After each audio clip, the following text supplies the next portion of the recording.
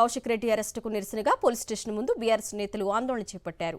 BRS నేతలు police స్టేషన్లోకి దూసుకెళ్లే ప్రయత్నం చేయగా పోలీసులు అడ్డుకున్నారు. దీంతో పోలీసులకు బీఆర్ఎస్ నేతలకు మధ్య వాగ్వాదం జరిగింది. కౌశిక్ రెడ్డి అరెస్టును బీఆర్ఎస్ నేతలు తీవ్రంగా ఖండిస్తున్నారు.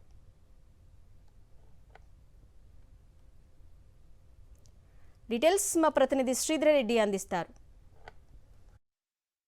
బీఆర్ఎస్ నేత ఎమ్మెల్యే కౌశిక్ రెడ్డి అరెస్టును నిరసిస్తూ ఇక్కడ పోలీస్ స్టేషన్కు చాలామంది బీఆర్ఎస్ నేతలు ఇక్కడికి వచ్చారు. ముఖ్యంగా మాజీ ప్రభుత్వ చీఫ్ విప్ వినయ్ భాస్కర్ గారు ఉన్నారు. లోపలికి వెళ్ళి కౌశిక్ రెడ్డితో కూడా మాట్లాడారు. చెప్పండి, అసలు లోపల ఏం జరుగుతుంది? ఏం లేదండి, మా శాసనసభ్యుని పైన కౌశిక్ రెడ్డి పైన అక్రమ కేసులు పెట్టిండు, ఎక్స్టార్షన్ అని.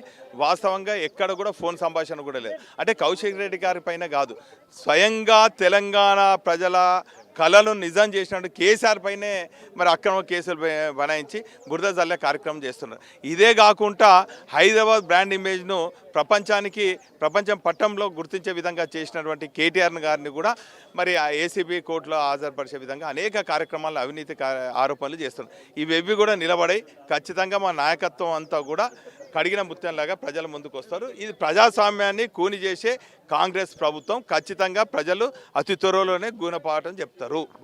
ఒక మాజీ ఎమ్మెల్యే గారు కూడా ఇక్కడే ఉన్నారు. చెప్పండి సార్, ఈ అరెస్ట్ ఏమంటారు?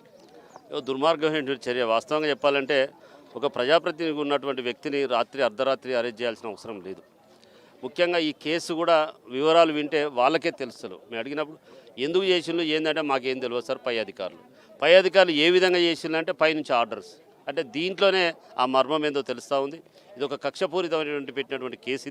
దీన్ని ఖచ్చితంగా మరి వెనుకకు తీసుకోవాలని చెప్పి మరి ప్రభుత్వాన్ని కోరుతూ ఉన్నాం, పోలీసు వారిని కోరుతూ ఉన్నాం. నిజంగా ఇదే విధంగా కనుక తలుచుకుంటే ప్రజలే తిరగబడే రోజు వస్తుంది. Thank you.